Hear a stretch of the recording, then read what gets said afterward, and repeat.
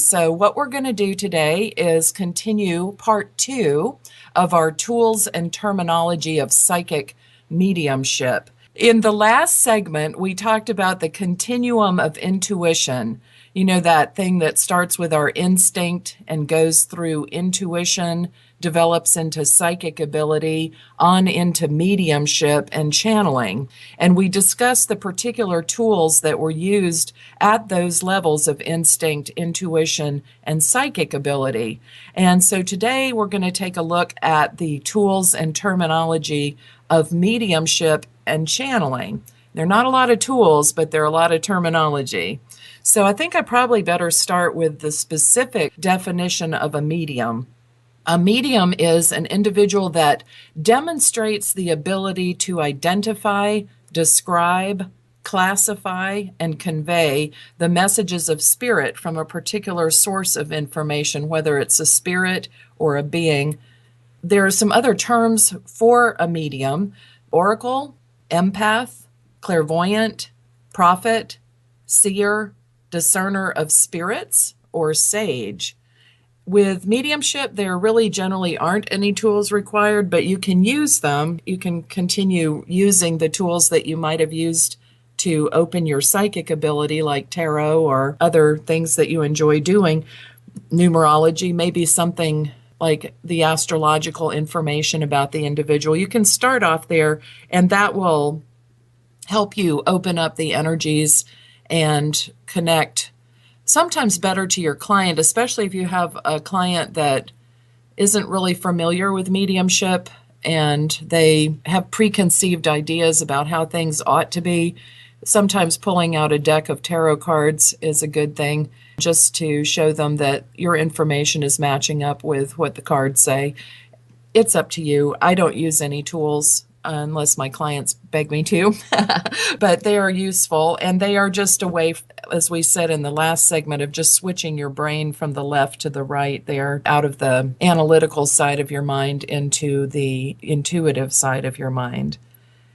So whether you use crystals, stones, or you use psychometric objects like photography or personal objects, maybe a voice imprint, all of those can boost the connection. Some mediums will say, will you please say the name or say your name?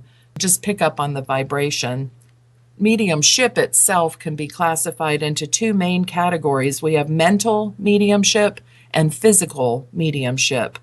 Mental mediums are the ones that tune into the spirit world by listening, sensing, and seeing the spirits, or possibly interpreting the symbols of spirits. Physical mediums are those that produce materialization of spirits. That means a physical demonstration that comes through their body. They might sit there and you might be able to actually see the spirit standing in the room. Everybody, not just clairvoyantly, but actually physically. Physical mediums are also used for apports, which is when spirit wants to give an object to somebody in the room. And there are other effects that are common around people that spirit is trying to get their attention to, and sometimes happen during a session with a physical medium. You might hear knocking on the walls or tapping. Your phone might go off. An alarm might go off. It's interesting. So one term that's related to mediumship is prophecy or fortune telling. I really dislike the term fortune telling because it just sounds kind of creepy, and prophecy is basically being able to forecast the future, and there are a lot of other arenas that forecast the future too. Sportscasters predict the outcome of games. Meteorologists tell us what the weather's going to be. Political and market analysts project. It's just a different method of gathering information. And so prophecy, instead of making predictions based on analytical information, I guess you could do that with astrology perhaps. Generally speaking, prophecy is based on energetic information. There are a few terms related to prophecy. One is precognition, and it just means knowing the future. Precognizance is one of the terms, which means knowing ahead of time. Prediction specifically uses information that is pulled from astrological or numerological information and using it to predict a trend. So it isn't prophecy, technically, when you use astrology or numerology. That's called prediction, to predict. Premonition is a feeling, and many of you may have had that, a feeling that something is going to happen. You might have had dreams that were premonitional, being able to see ahead how things are going to be. And often we worry when we do have a dream of something that comes in the future, especially if it's a traumatic event, that possibly we caused it or that we should do something about it. But generally, it's just for our preparation and our information to help inform us.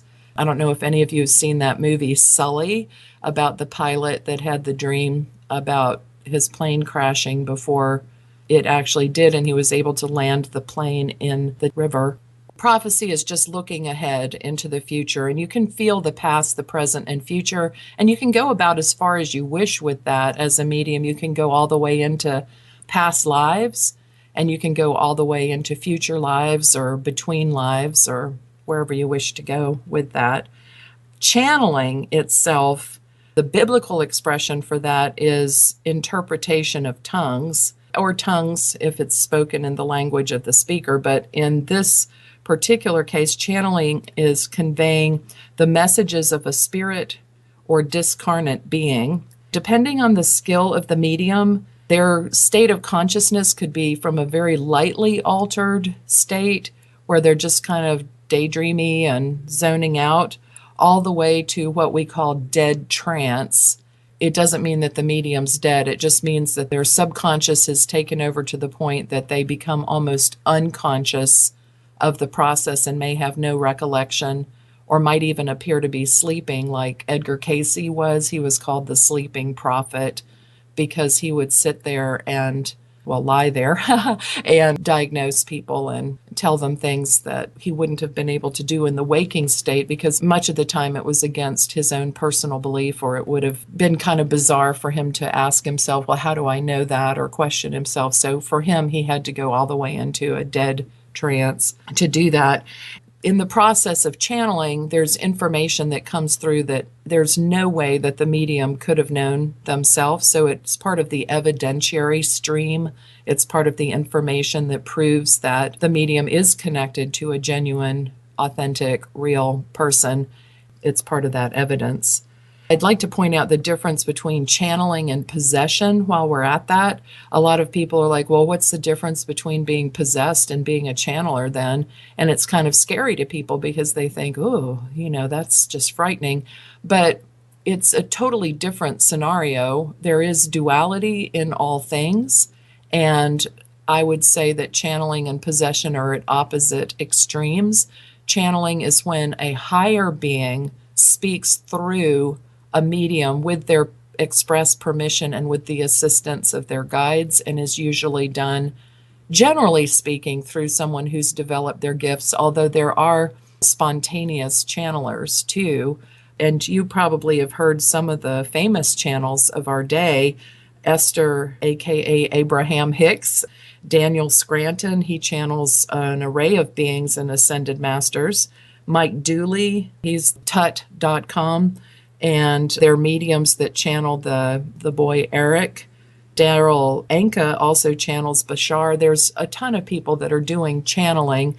They might not sit down and say, I am a medium and I am now going to bring forth a spirit through me, because that just isn't necessary to say so sometimes, but that's what they're doing. Possession, which is the thing that people get scared of, is a natural phenomenon that occurs with people that have very poor psychic boundaries, and a lower vibrational energy forcibly takes over that person's energy. That can be overcome because actually our will trumps that of spirit, but that's a discussion for another day. So channeling can be done a lot of different ways. It can be done verbally. Automatic writing is one way, when you just sit down and detach your brain. It's different than inspirational writing, where you're sort of flowing and channeling the words that just kind of flow through you. It can actually go all the way into a physical thing where your hand takes over. You could even use the hand you don't write with, and its spirit starts writing through you. Or it can actually be things that appear on paper, but then that again is going into physical mediumship without the hand of anyone here in the physical world. Another form of channeling we mentioned earlier, it's speaking in tongues, which is in the language of the spirit or entity. Something that happens with channeling is called personification. It's also called impersonation, and it demonstrates the mental, physical, and habitual characteristics of a spirit or entity. And that can include their mannerisms, patterns of speech, names, factual information, specific terminology, phraseology, and is in the actual language of the speaker, can actually include the accent too.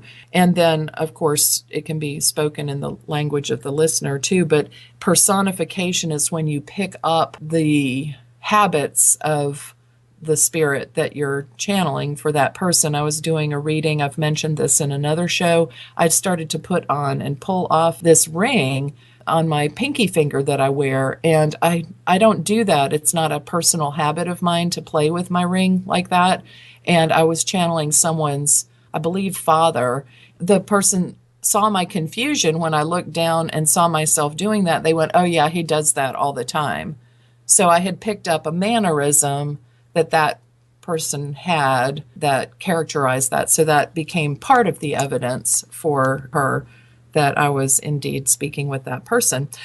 Spirit art is another thing that we can do, and that's when you feel inspired and you draw either what you see clairvoyantly or images that come in your mind, or you just relax your mind and you let that come through. That too can go all the way along to physical mediumship, where those pictures are precipitated, which means put on the paper without your hand. They literally appear on the piece of paper without your help, or the canvas or whatever. There's some ladies at the turn of the century called the Bang Sisters, and some of their work is still on display around and about.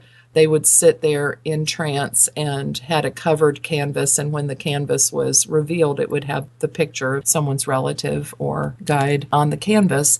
Animals are natural channelers, and I may have touched on this in a previous show, but animals are natural channelers in the sense that sometimes we think our animal has reincarnated in the new one, like we miss Fluffy and then Snowy starts acting like Fluffy, and we think Snowy is Fluffy because they were born on a particular day, or they just seem so much like the other one that their behavior being as distinctive as it is. But animals are natural channelers, and more than likely, at least 9 times out of 10, it has nothing to do with your animal being reincarnated. It has to do with the fact that it's present in the room. Your new animal is channeling, giving the information and mimicking the behaviors of that spirit of your past animal. So it's kind of interesting. So physical mediumship, that's where it starts really getting wild in my mind. You would think that physical mediumship would be like the highest level of mediumship, like something to aspire to, but it's very draining to the physical body of the medium. It's sort of like walking between the two worlds. And I'm not discouraging you if you're interested in develop physical mediumship, but just be sure that you take care of your body, that you feed yourself and sleep well and keep your mind healthy, and really take extra care for protection and things like that if you're going to work with physical mediumship. But it is an amazing thing, and I have witnessed a few things too. And physical mediumship is when the spirit or being shows themselves through using the body of the medium. That becomes visible to the people that are sitting. Ectoplasm is drawn from the body of the medium and sometimes the sitters. And I kind of wonder if there's also DNA from the spirits. I would love to have some kind of genetic study done on physical things that have been produced by spirit. Ectoplasm is an extension of leukocytes and epithelial cells of at least the medium. It's often on a cord that attaches to the medium.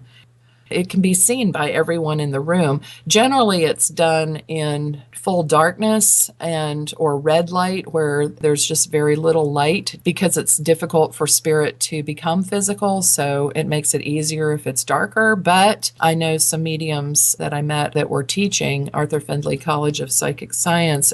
One of the physical mediums there was producing holographic images in broad daylight in the middle of a room. So that's kind of cool. But there are lots of things that physical mediumship includes. So the tools that you would basically need to develop your physical mediumship would be a cabinet.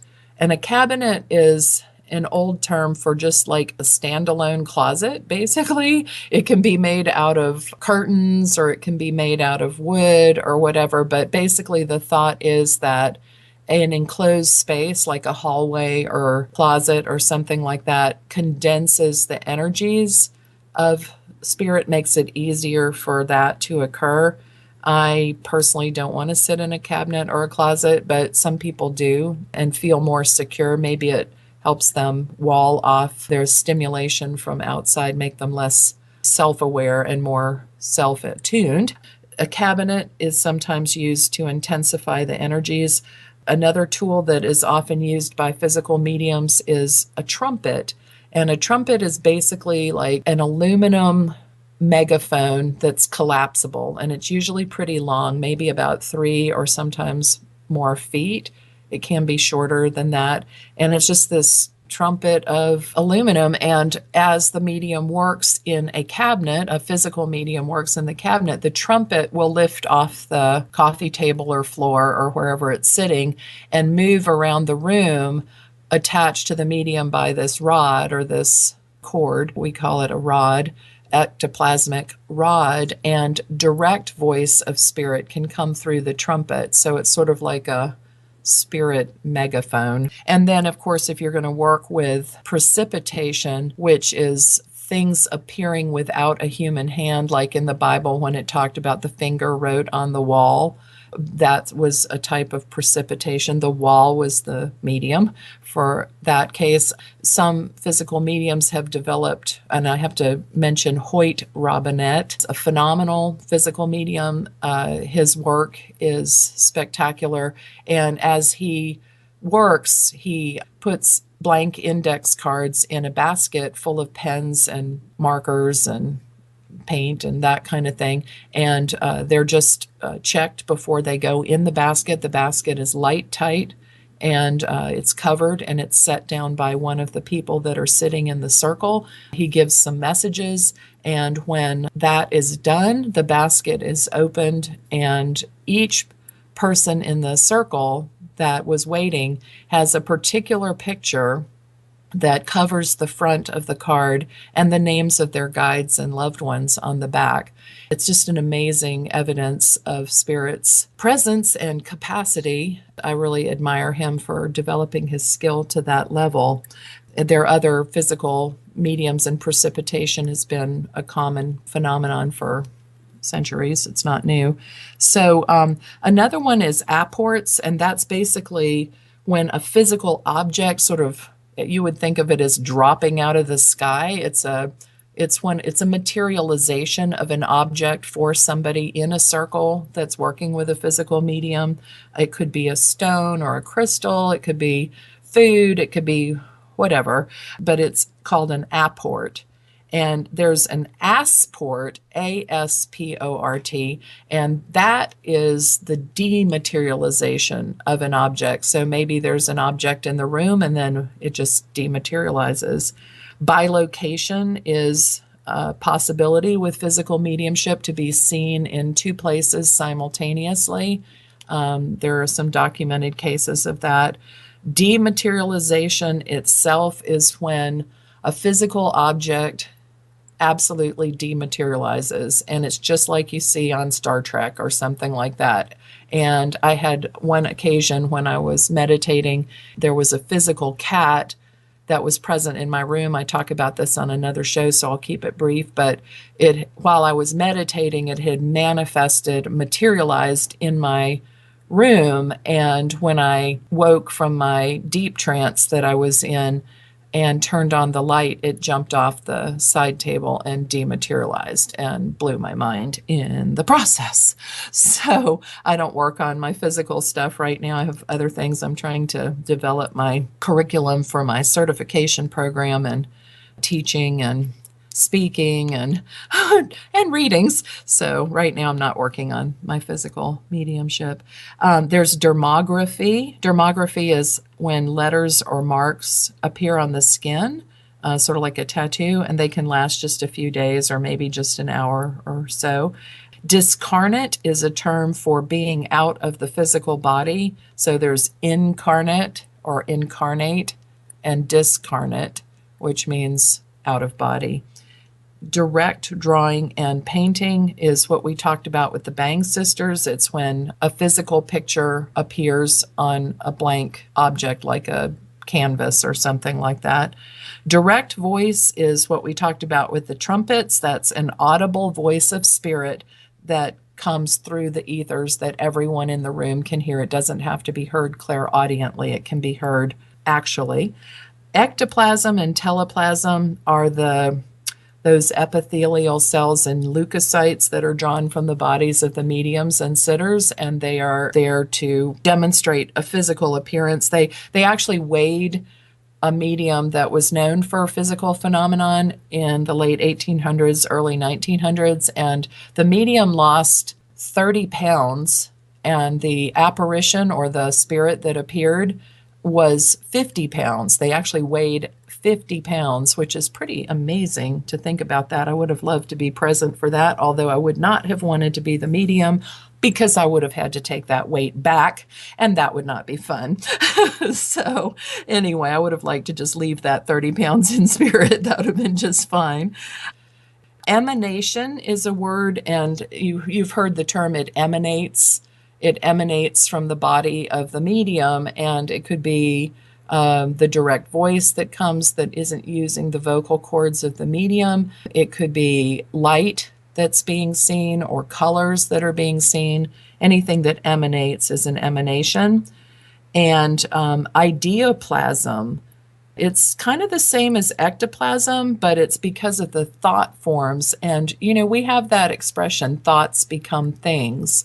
Well, yes, they do. And with a physical medium, those thoughts can become physical things that can be seen. So ideoplasm extends from the mind of the medium or from the sitters that are in the circle there. Sitters, by the way, are the people that sit with the medium, in case you didn't get that. Levitation is possible. That's lifting your body. You've all heard of it, I'm sure. Materialization, we talked about that. That's when a human form or object appears in different degrees of physical state. It can be very fully formed or it can be partially formed. When I was working on my physical mediumship, I wanted to be able to do card precipitation like Hoyt Robinette does and like other mediums have done before. And I was sitting, but all I got when I meditated was like this little chicken scratch. It was just sort of it just looked kind of fuzzy on there. Once I got like a letter, maybe twice or 3 times I got like a little part of a letter or something. And one time I got one that was sort of like there was going to be a picture, but there wasn't. So the first time I saw it, I thought I had a dirty card. I don't, like it, like it had just gotten dirty somehow. And I threw it in the trash can, and then it struck me, oh my God, that was clean when I put it in the basket or the box that I used.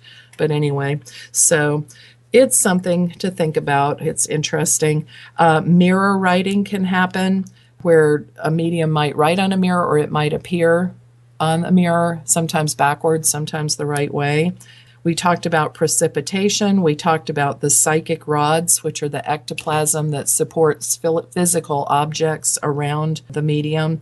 Psychokinesis is when you move objects with your mind, or spirit moves physical objects. And we talked about wrapping and tapping. Well, it's already the half hour here. We're coming back. Now, back to our show, from a medium's perspective, with host, Reverend Tracey Lockwood. Welcome back. If you missed the first half of the show, you can find past episodes on YouTube. And if you're on YouTube, please subscribe to my channel. I'd appreciate it. So we're going to go back to the tools and terminology of psychic mediumship. And we were talking about physical mediumship and the terms that are related to that. One of them is wrapping and tapping. There was a family called the Fox family that was, again, in the late 1800s, early 1900s, and they kept hearing like tapping and rapping on their walls as spirit was trying to get their attention. I ultimately found that there was a guy who had been murdered in their basement, and they found his bones like way later. Physical mediumship, when a medium's sitting in trance, often the pipes will start tinging. There'll be little pops in the air. Sometimes there'll be little pops of light in the air around them. There might be a knocking or rapping on the wall, just sort of spirit saying hello. We were talking about tools of physical mediumship. There aren't really that many, just the cabinet and the trumpets, I guess, would basically be the ones for physical mediumship. But they used to do pictures that were precipitated on silks, and it was really cool. It looked like a photograph, and they've studied how it appears, and it's like old school photography, like emulsion photography, where you immerse the picture in chemical, but in this case, there's nobody doing anything other than spirit. There's just a piece of fabric, and the picture starts to slowly appear. There have been slate writing where words have appeared on a blank slate, and table tipping where people have, you think of people putting their fingers on a planchet, that thing on the Ouija board, which again, I really don't support that as much as other tools, but you'll hear the reasons in other videos. Table tipping is when you just put the tips of your fingers on the table, and there may be several people, and the table starts pulling the kinetic energy out of you. Obviously, a table is an inanimate object, but it did once have sentience as a tree. And so as you allow the influence of spirit, the table starts moving, and it can walk its way with the help of your fingertips over to someone, and messages can be given to them. It's called table tipping or table turning. I did it a couple of times with a couple of different groups. It's interesting. I don't need to do that on a daily basis. Anyway, and it wasn't just me. It was the energy of all of us that moved that. Telekinesis is moving things with your mind. Teleplasm is when your thoughts extend and become physical in front of things. Same thing as thought forms. It's a building of mental energy that creates physical forms. They're subtle at first, and so often when I'm reading someone, I can pretty much see the form of their thought. It's really, each emotion has a signature shape attached to it, and you can kind of intuit what it is. It's pretty easy to figure out when someone's angry or somebody's lonely or depressed or something, just by looking at the thought forms that are in their energy field. Transfiguration is always interesting. That's the likeness of a spirit or discarnate being that goes over the features of a medium. Often it's done under red light because it helps the eye relax. I think people can just focus on it more, or candlelight. You can even do it if you don't want to do this. Of course you shouldn't, but you can kind of freak yourself out a little bit by looking in the mirror. And it's not to scare you, it's just to see, like sometimes if you have like a dim light, like a candle, and you look in the mirror and it's a darker room, you can kind of see the faces of your guides and angels, or maybe your past lives, sort of shift over your face. The more mediumistic you are, the easier that will be to see. And you can also see it on the faces of other people. Some of you may have had that experience of being out in public and seeing somebody and thinking, oh my God, they look like an insect or an alien, or, you sort of see something different overlaying their face. That's called transfiguration. We talked about trumpet. That's that megaphone of aluminum that allows direct voice of spirit to be magnified. So there's some other things too. I thought it might be interesting to look at the state of the medium's mind. And probably I hear like raucous laughter out there, like, oh, yeah, crazy, or whatever. But no, we're not crazy. Actually, we've learned to discipline our mind to stay in a particular brainwave cycle. An unaltered brainwave is called beta, B like boy, ETA, beta brainwaves. And our brains have a cyclical cycle per second of 14 to 30 cycles per second at beta. And it's our normal waking state, the conscious mind. It's when we're focused on external stimuli and we're not aware of anything inside of us and not aware of any subtle realms, like we're doing math or we're staring at the TV. We're not self-aware and we're not aware of subtle energies from spirit world at that time, right? We're focused. So that's called beta. And then there's alpha. And of course, all of these states of mind are natural. They're not something supernatural. They're just natural. Alpha is daydreaming, but you're kind of zoned out. But let's say somebody walks in the room, it can snap you out of your mood. Do you know what I mean? Like you're kind of zoning out and then someone comes along and then you're disrupted. That's a light trance state. And your brain is cycling at alpha at 8 to 13 cycles per second. It's what happens in meditation. You're more internally focused. You're creating a wavelength, and it's sort of where writers, poets, musicians, artists, all of that begins on the subtle realm. That's sort of the beginning of the subtle realm. And you're relaxed and you're detached enough to receive answers to questions or issues. You could even be doing physical tasks. You could be mindless chores. You could be washing dishes or something that doesn't, riding as a passenger in a car. You could be taking a relaxed walk, doing anything that doesn't really require your full attention. Then you're zoning out. Then you can be in alpha state. But again, easily distracted. Theta is the dream state. Not too strange to any of you out there. You've all dreamed. The altered theta brainwave is 4 to 5 cycles per second. And when you're in theta, that dream state, it also is the same state as deep meditation and the subconscious state of mind where psychic experiences occur for you. It's also where extended remote viewing happens, and you transcend time and space, and you begin remote perceptions. It's the brainwave theta, Theta, is the brainwave of astral projection, and it's where we start getting information from the highest sources, where our vibration is lifted and we become, the frequency of our mind becomes closer to source, to our higher self, and accessing information from the universal mind. And then there's delta, when you sleep and you wake up, but you can't remember your dream. You know you dreamed, but you can't remember what you said. And for those of us that are mediums, when we go into that state of deep trance, we can't remember what it is we said. We might know it when we're saying it, or we might be completely knocked out, like Edgar Cayce. I don't work that way. I don't need to go that far out of my head in order to convey messages. But a delta state is a brainwave of less than 4 cycles per second. It's kind of interesting to think that your brain actually quiets as you get deeper into the altered states.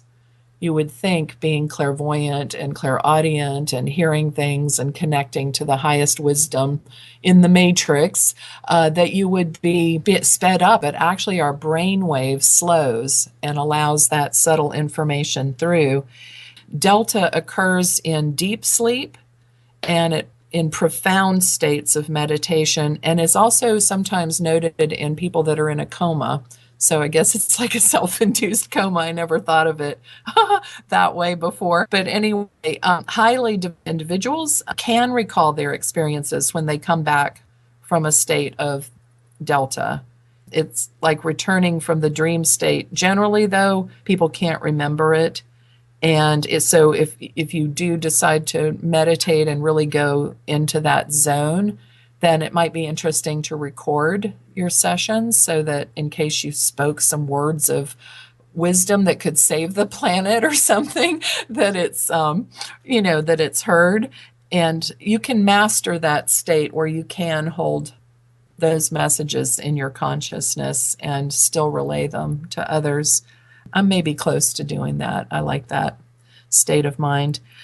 It's different than hallucination, and all of you know what a hallucination is. It's perceiving something that isn't there.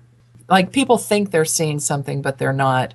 And it's different than dreaming, because dreaming, you're not awake. Illusion is different because it has distorted or misinterpreted perception. Pseudo-hallucination is not under the person's control. And delusion, of course, is not under the person's control.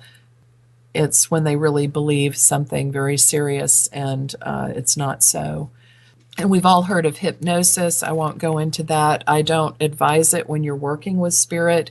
You might use it for past life regression, but you need to be really careful that the person doing it is someone that is nearly saintly in their being, that their intent is to help and heal, and that they're not themselves wrestling with anything, because their state of mind is transferable. It's best to have your psychic experiences pure and unguided, other than just a general framework to work in, rather than somebody telling you what to think or see. I want to talk about ways that spirit communicates, or that we connect with spirit.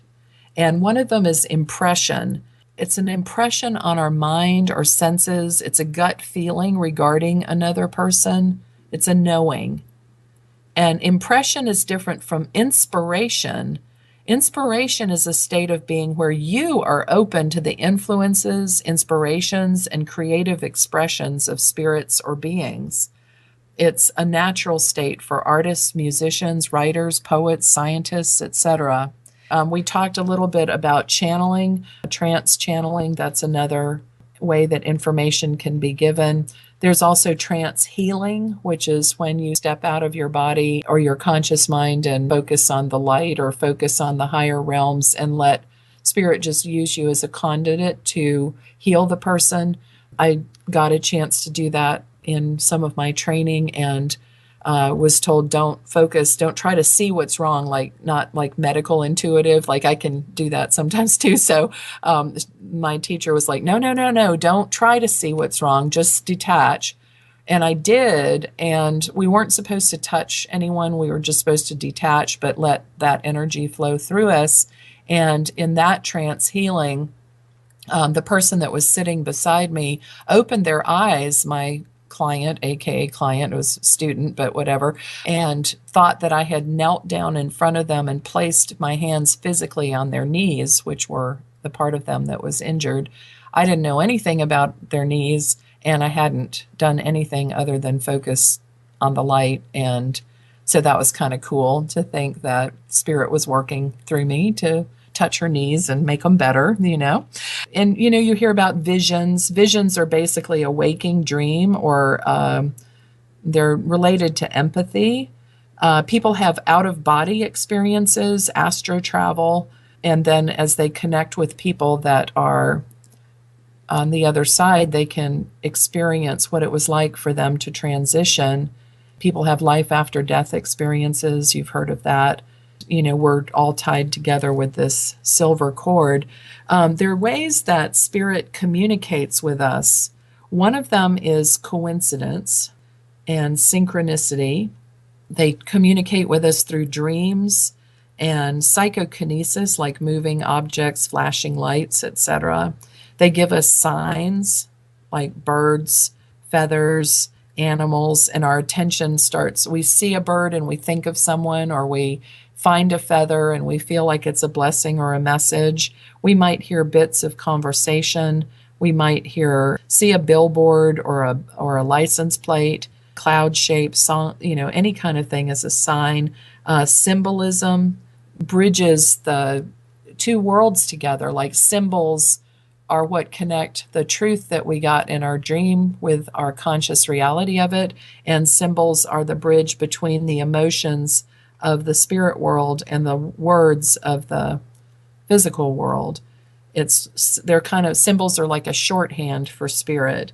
Spirit can touch us too. We might feel something that feels like spider webs, either on our face or in our hair. We might sense their presence and feel like we're being watched, and they can physically appear to us in different levels of clarity to us. Sometimes a mental imprint, sometimes a quick reminder, sometimes clairvoyantly, and then sometimes, of course, physically. And we use ESP, and that's extrasensory perception. That's, a lot of people think that's what we do, and I guess in a way it is, we do that. We have our second sight. That's another term for it, or the third eye. I don't know. Second sight, third eye, sixth sense. I don't know if there's one for every number. There are psychic senses that are particular to mediums. You're probably very familiar with most of these. They're called the clairs. Clair means clear. They're related both to spirits, beings, auras, and other energy. You can see, hear, feel, know, smell, taste, and touch in the physical world, and in the non-physical world, or the subtle world. Seeing is called clairvoyance. That's seeing with the third eye.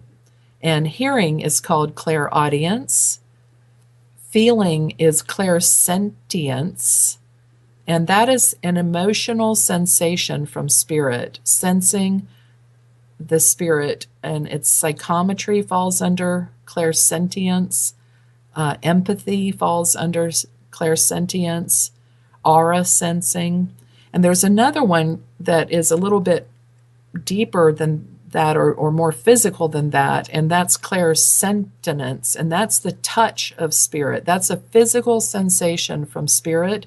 Clairsentience versus clairsentience. Clairsentience picking up the emotional sensations, clairsentience picking up the physical sensations. You might even experience a pain that person is having next to you physically in your body, or physically sense how it felt for them to pass. And you can actually have that illness or condition physically transferred to you temporarily or permanently, hopefully not, but use your protection. We also have claircognizance, which is clear knowing. Claircognizance is intuition. It's a word of knowledge. We just know. And smell, it's called clairalience. Clairalience is just when you pick up the fragrance of someone's perfume or tobacco. Or for me, my grandmother had this particular smell on her back porch of apples and other things that were on the back porch. And when I smell that, I know she's near. Taste is clairgustance. So there's actually the name see is clairvoyance, hear, clairaudience, etc. Well, I can't believe it. We've come yet one more time to the end of our show. I'm thankful that you joined me. I look forward to next week, and I'll look forward to seeing you. Just remember, it's never inappropriate to be kind, and without integrity, you have nothing.